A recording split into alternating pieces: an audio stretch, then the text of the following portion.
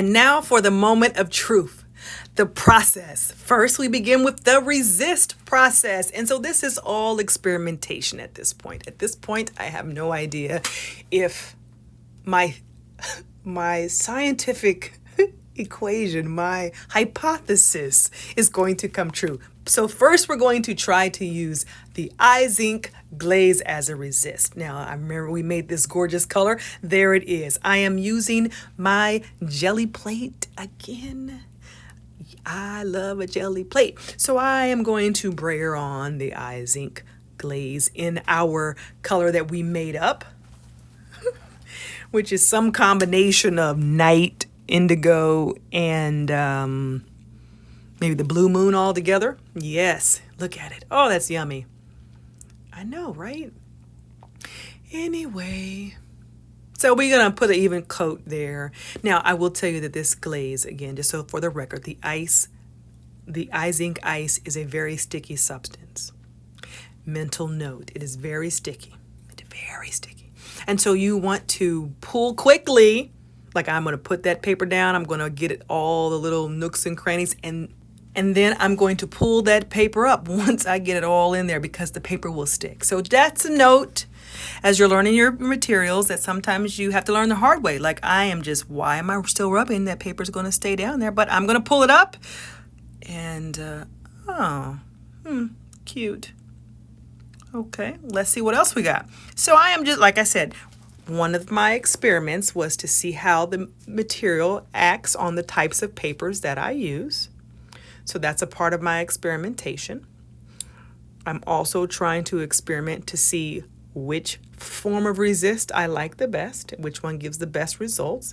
Here I am, if you follow me on my YouTube channel, Soul Rain Art, and you will hear me say a lot that I'm a waste not, want not girl. And so I don't like to waste no kind of paint. So I knew that there was still medium on that stencil, and so I was taking it off, and we'll use that somewhere later.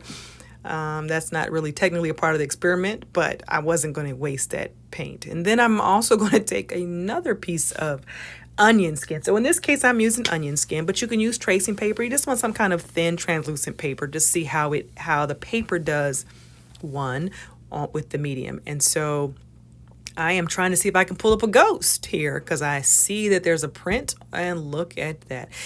Now, what I have also learned in my experimentation with the glaze is the ice is an amazing jelly plate cleaner.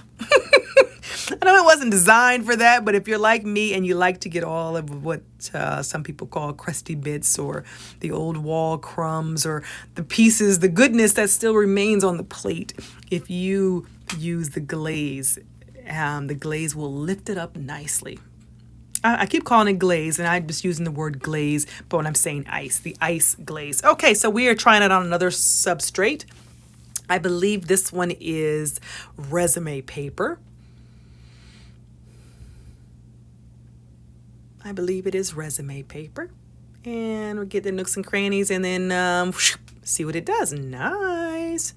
So what I learned from the glaze is it is very good in terms of the transfer onto the stencil. And I don't know at this point if it's because of the jelly plate that I'm getting such a nice transfer, or is it more because of the medium. So again, you just got to keep playing and trying. I'm going to use it on the book text, and it does really well on the book text. I was impressed. Sometimes the book text can get too sticky and too like frail, if you will, but this one did very well. Look at that. Isn't that pretty? I was like, what? Okay. Did I mention this stuff is sticky? I'm just telling you, I can't say that enough. If you don't remember anything that I say, remember, Rachel said that's the ice, the Izink ice is sticky, because it is sticky. It is sticky. And you just want to be cognizant of that, because if you're not, you're going to mess up, one, your papers, and two, your stencils, because they're sticky. This is one of my favorite stencils, this little guy here. I use him all the time. I use him so much that I have bought him in every size they have, right? That stencil is in the 4x4. It is in one of the Stencil Girl Club membership, monthly membership in a 9x12. And they also have that print in one of their jumbo repeating patterns, like it's like a 12x24. I have them all because I love that print. Something about it reminds me of like shields. That's what I see. I see African shields in that print. And so that one I use all the time. Okay, so these have to dry because they're very sticky. And so that means I can't stack them. I have to spread them out. I have to spread them out so they can dry. And remind myself not to put anything on top of them because what did I say? They are sticky. Can I just say I'm trying to warn you? That's all. Just trying to warn you. Okay, here we go. So now I am going to find something to remove some of the sticky. I'm going to get a baby wipe. I have a jar. I have a bowl on the ground with some soap, some soapy water in it. But I don't have time for that right now. So I am just going to try to wipe it off with a baby wipe. And what I'm realizing is that, remember I told you that ice is a great picker-upper of paint? Yes. And so it is reactivating paint that's already on there and pulling it off as well. So now I've gotten myself into a situation where I've started to, all I really wanted to do was just clean the base layer off, but no. Now I am cleaning this stencil for real.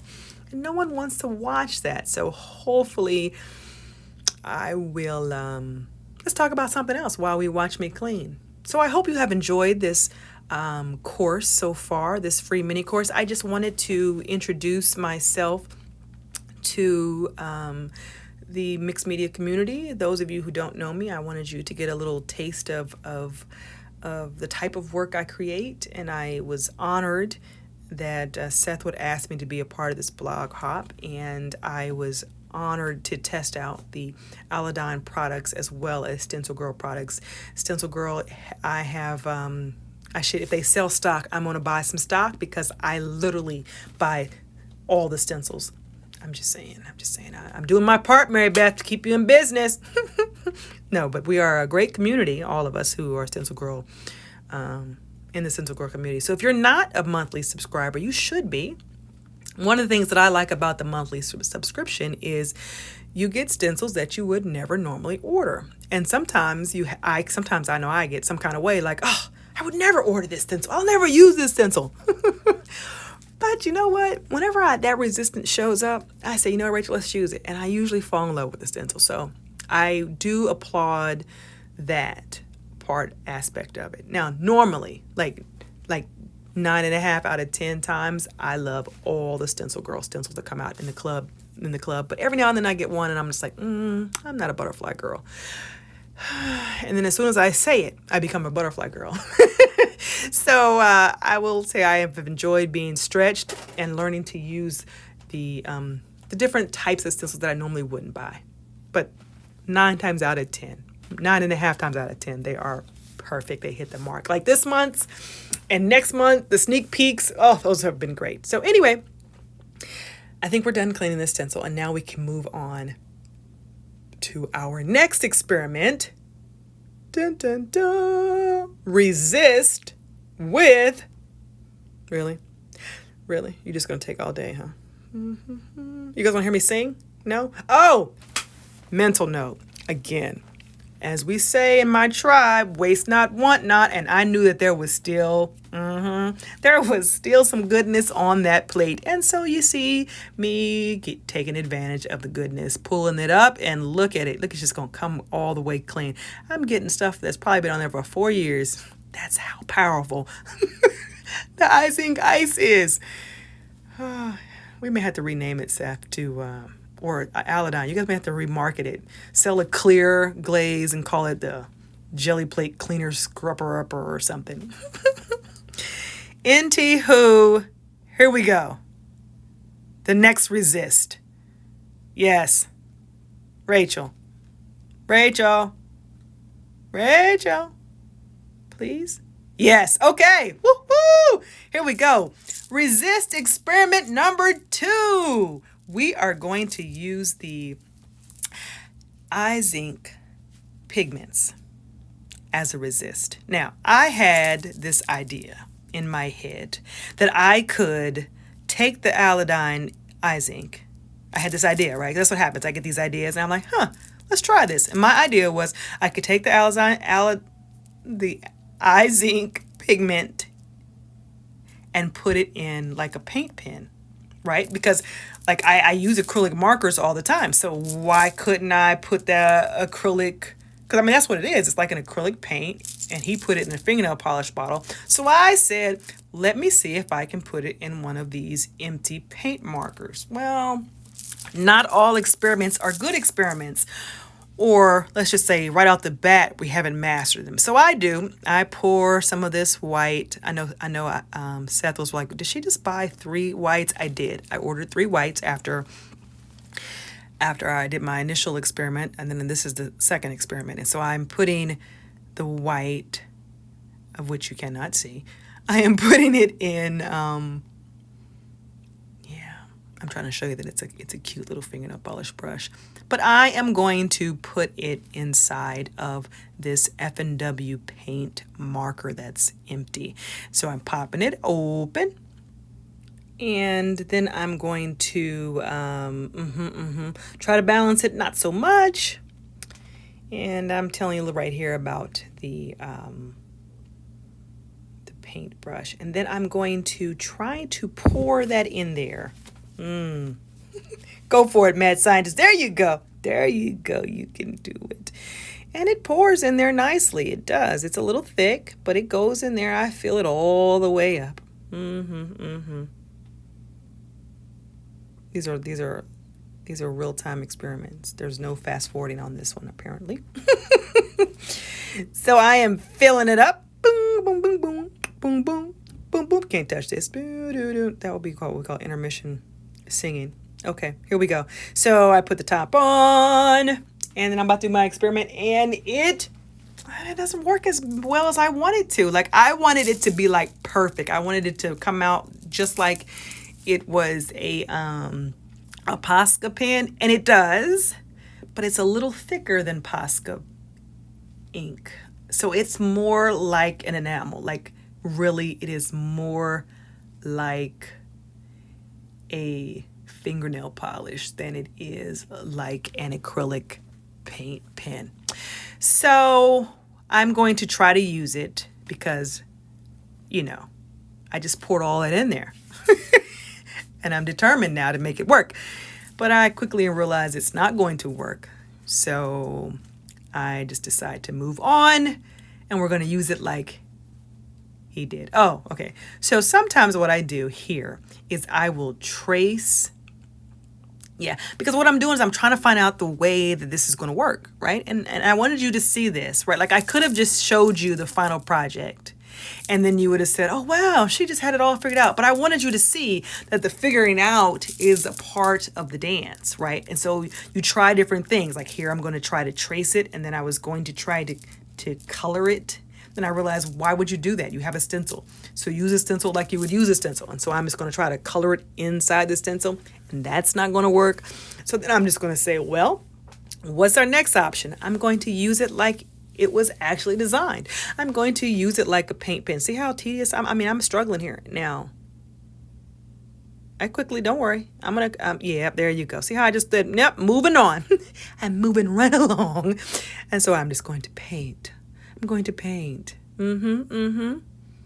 That's, now, the best part is when I realize, okay, wait, my big project is a 16 by 20 piece of watercolor paper.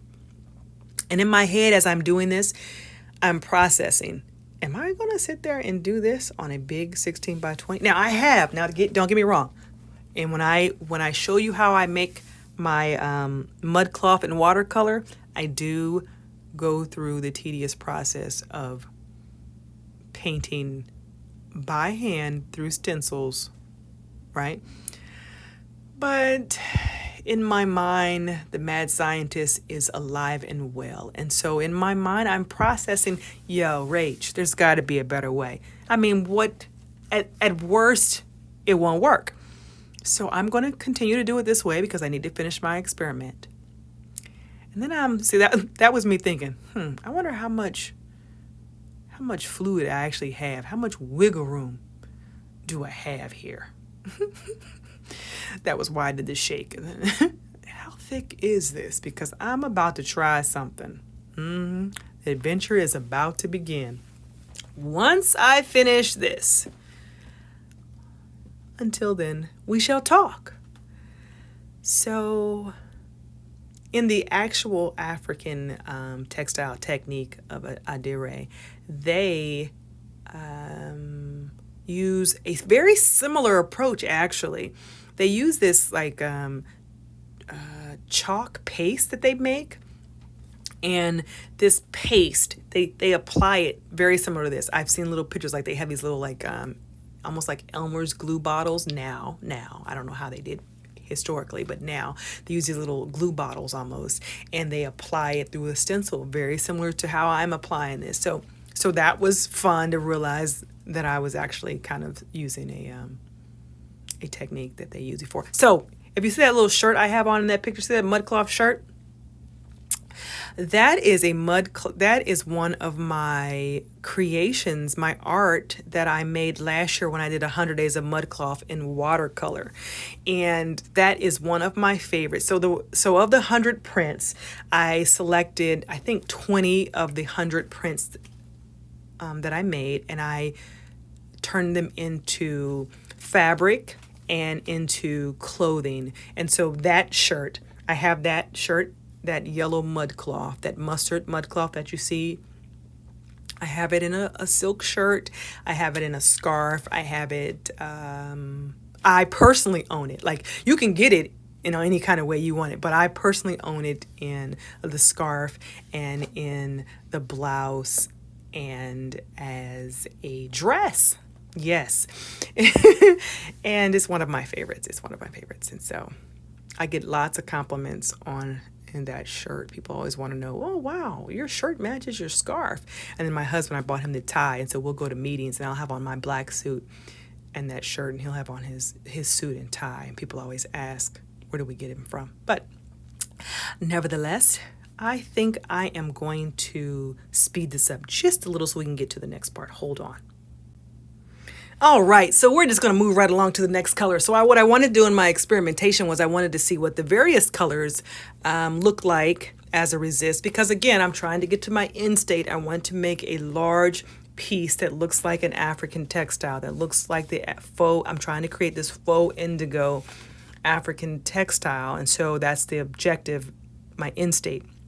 And I don't know which of the colors I want to use, and so I am trying them all out on the various substrates. But I think on this phase, because I know that my end state was to use watercolor paper, I'm going to use the watercolor paper more times than not, just because for this purpose I knew what my end state was. I wasn't going to be using text paper or tracing paper. So I'm using one of the lighter blues here, trying not to be nauseous, telling myself that it looks a lot like the masking fluid that I have to use when I'm doing this with watercolors.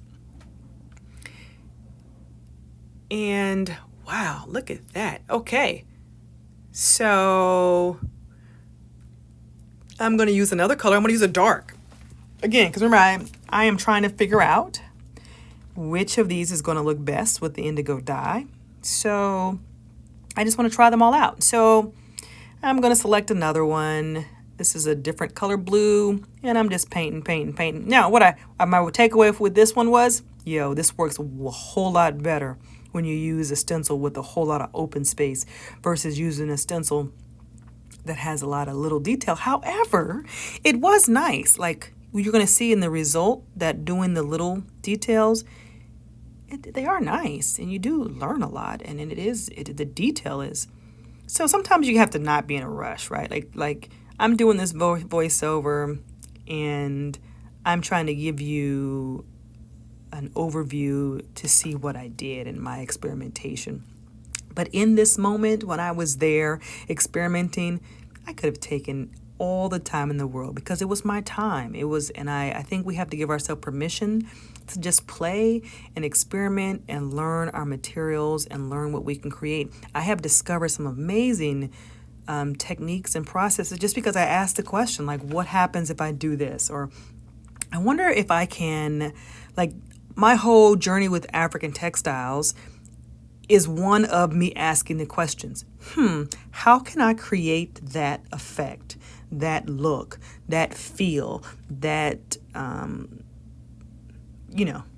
that vibe on paper? Like, that is my central question. And so, and because I can't research it because it's not like a lot of people are doing it or anybody is doing it for that matter, that is my passion. I want to know how, wait, pause. I need you to see what I just did. So what happened was I was getting a little frustrated at how long it was taking me. So I said, you know what? That's why I love the jelly plate, because the jelly plate speeds up everything. So I did. I poured out that pigment right there on the jelly plate. Now, mental note, apparently I had some blue somewhere either on my brayer or on the plate because it came through, but it was a good effect, right? So I learned a whole lot in this experiment. I learned that I had put way too much enamel down. And so I had just kind of made this like enamel soup, if you will. And I had so much resistance that I could apply to everything. So I just started using it. I said, well, I'm not going to waste it. I'm going to get it, take full advantage. So that's what you see me here. You see me doing here. I am, and then I'm realizing, I may be on to something, because pouring this pigment is what it's called, but it's really enamel. Pouring this pigment in the enamel bottle directly onto the plate gave some amazing results. And as it got thinner, thinner.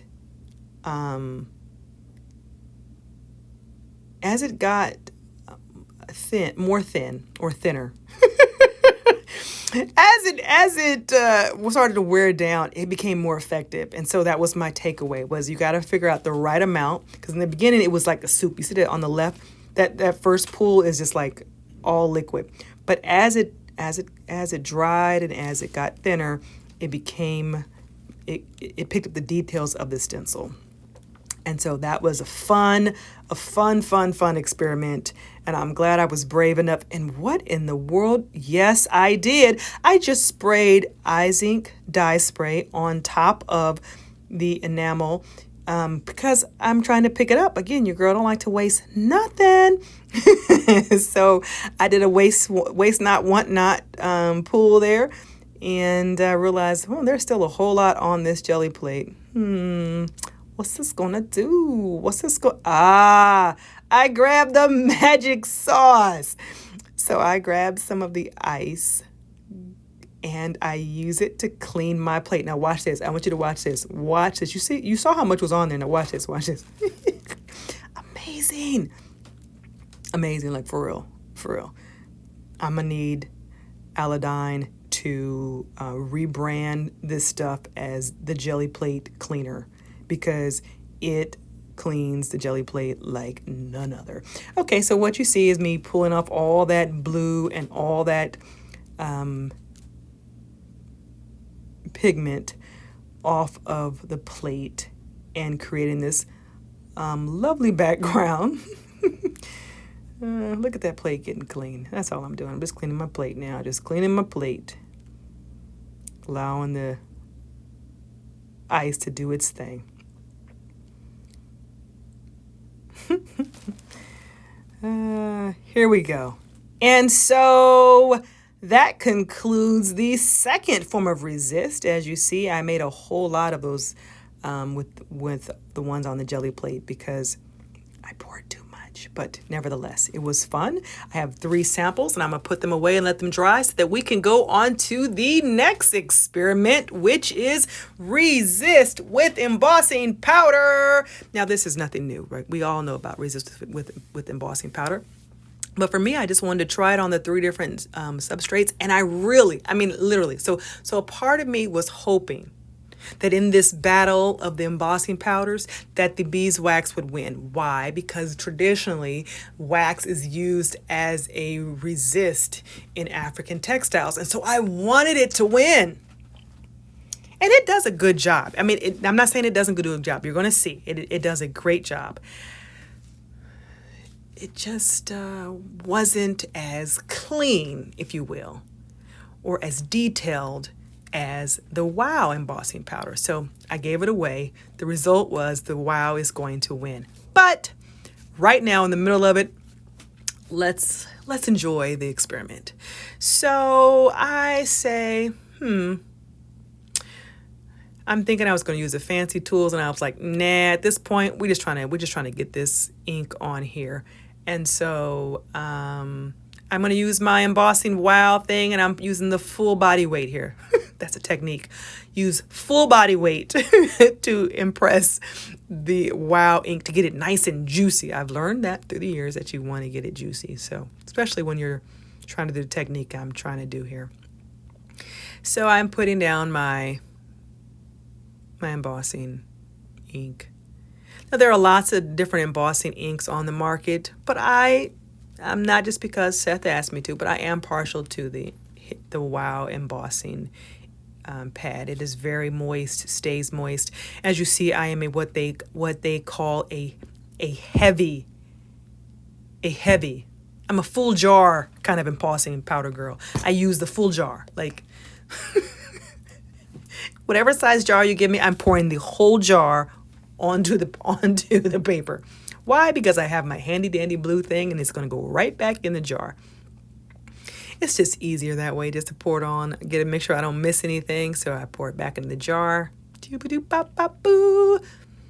Put that top on. That is a good tip. Put the top back on. Anybody else knock over embossing powder? Yeah. All right. So I'm embossing, heating it up. Ooh, nice. So the one that I was using there was Seth Apter's White Cloud. It's made by Emerald Creek. It's very nice. Has a nice effect. Again, it has some thickness, some substance in it. And so it is when you look at it, it is thick on the paper. And that is an effect. Like that, if I'm going for that effect, that's what that effect, I would use that. Now, the one that I was rooting for, my heart of hearts was cheering, go, go, go, Vintage Beeswax, go, go, go, Vintage Beeswax. Yeah, this is the one I really wanted to win. I wanted it to win. And so clearly you see I have a very competitive nature, that I am making the embossing powders compete against each other, and someone is going to be victorious. Yes, there will be a victor in this battle of embossing powders. I was cheering right here in this moment for the beeswax, because I love the beeswax. The beeswax melts on the paper. It makes paper translucent. It is an amazing product. It's just not going to win for the effect I needed for this project. But we will use it later. So we will use it, and I use it often. So I'm being nice here and using my little jar. I have 2 of the big jars, okay? So that's how much I love this stuff. And so we heat it up, and it turns into this yummy, clear, ooh, ah. That's what beeswax makes you, the vintage beeswax. It makes you say, ooh, ah. I'm just trying to tell you. Don't laugh when you do it next time. You're going to say, ooh, ah. It's something about it. Anyway, it is a nice effect. It was very, like, clear, like. I think it could work. But wait till you see how the wow kind of sets it off, though. Wait. But see how, look at that. Look, see, you see it rising? Oh, that's yummy. It is yummy. Okay, here we go. Now, the contender. Dun dun dun dun dun dun dun dun dun dun dun dun dun dun dun dun dun. Okay, I'm sorry. I'm giving it all away, right? Okay, so we are putting down the embossing ink. Getting it juicy. Putting it down. Ooh, that's nice and juicy. Putting it on my favorite stencil. You know how people ask that question, if you could only eat one thing the rest of your life, what would it be? Someone asked me that question, if you could only have one stencil, what would it be? It might just be that little one right there, because I literally use that one all the time. Okay, heavy-handed girl. She's putting all the blue down. All the blue. All the blue. And this is the Wow. I think it's called Blue Moon too. Yep, I think it's called Blue Moon. Apparently Seth likes the phrase Blue Moon. So look at that. See how I'm doing that? Nice. Tesco we call technique. No, it's not. No, it's not. No, it's not a technique.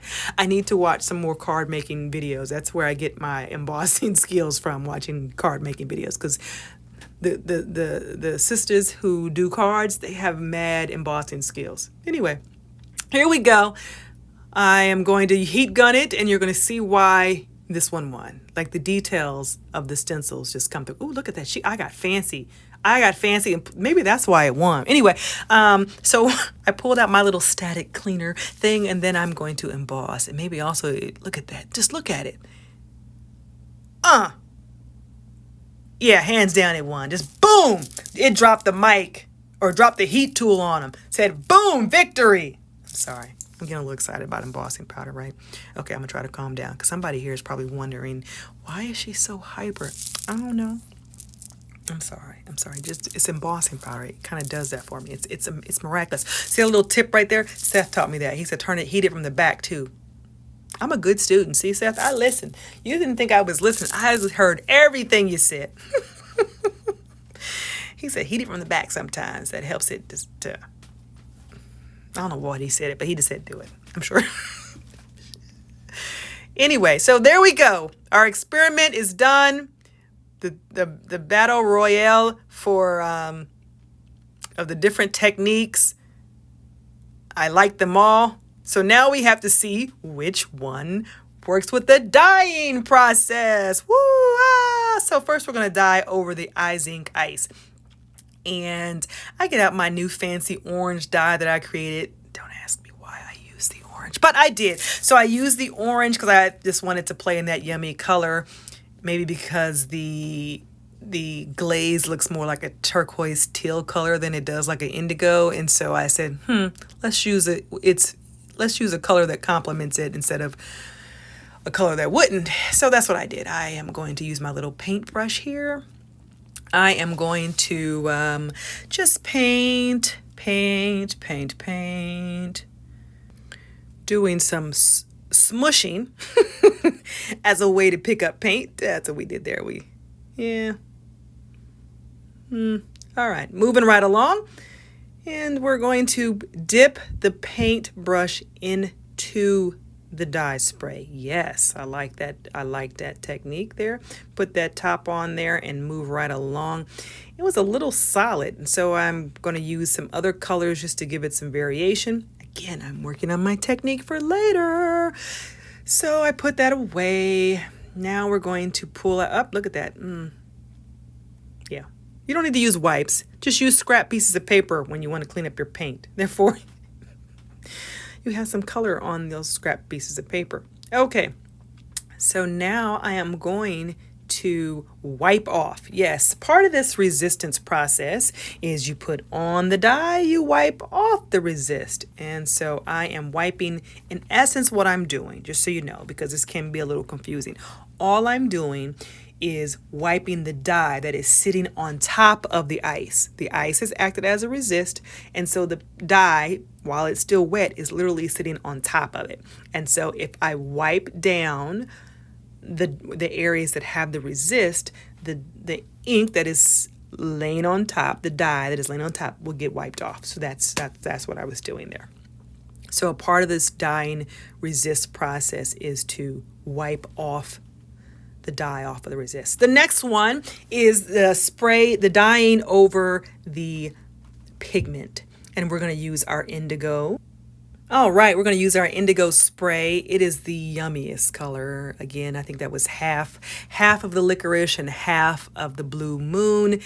And I am using my paintbrush to apply it so that I get kind of an even tone. Now, what I want you to know is that there are several ways to remove the resist, right? We can dab with the wipe, which is what you see me doing here. You can smush, you can wipe it off with a towel.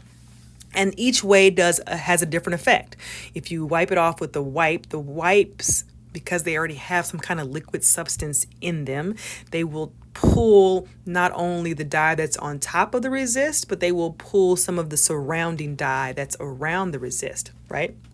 If you use just a regular dry towel, it will tend to just move it off of the resist area and not so much taking it from the dyed paper. So you just got to play and you get different effects, different ways. And can I just say that I love that blue that we created? Here I'm, again, waste not, want not. So I'm going to dip my paintbrush in there, and apparently the light just decided it wanted to also pick up the vibrancy of that blue. Anyway, love that blue. And here I'm showing you, so here I'm using a dry towel as opposed to a wet towel. And I'm being very particular, like I'm trying to just get the dye off of the resisted area. Whereas before I just kind of blotched it off and I wasn't meticulous about trying to just stay on the area with resist. Again, different techniques give you different effects. Here I am randomly wiping it off. It's a dry towel, and so they have different effects. And I will use all of those techniques in the final. Here I added some more colors. Just now I'm playing with how to create variation. And can I just say something? Yo, those paper towels and wipes at the very end were so yummy. And I let them dry, and they will be put into some art later. Okay. And here I'm just trying to create some variation, and I'm wiping it off. Yeah, I really wasn't mad about... And for our last dyeing technique, we're going to dye over embossing powder. Okay, so here is the white cloud embossing paper, and embossing powder, excuse me. And I'm using it in my water brush. Again, another technique, another way to apply it. What I like about using the water brush is it's a restricted amount of paint, right? So when I use the paintbrush, I am in essence putting on a whole lot more paint than I would use in a water brush. In the water brush, it's only going where I tell it to go. So that's, there are pros and cons to it.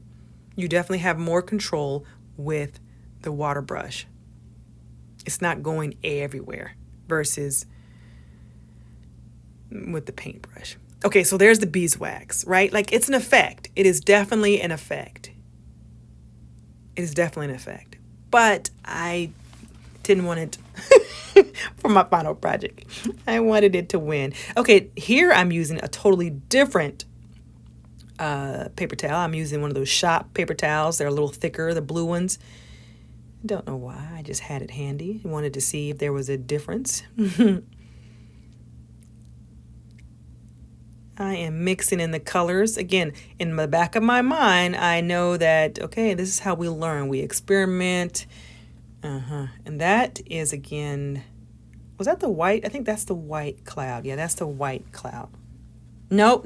That's the embossing. Yeah, that's the beeswax. Yeah. Okay. And Rocky, the Rocky of the group, was the wow in the blue moon. And it just, oh, look at it. It went in behind, it went in underneath, around. Oh, it did a great job. It really was a contender in term for the embossing powder. The stencil came through very nicely. It's very clean. It's very detailed. The ink went to the back of it. And so you think maybe I put the embossing image on top. Like, great effect. So that was our winner. Winner, chicken dinner. All right, so last but not least, I'm just going to show you the results. These are, yes, there's the winner, and here's the beeswax. Again, it's a great effect. I'm not knocking any of them. They all have an effect, and they all will have a place in our creations.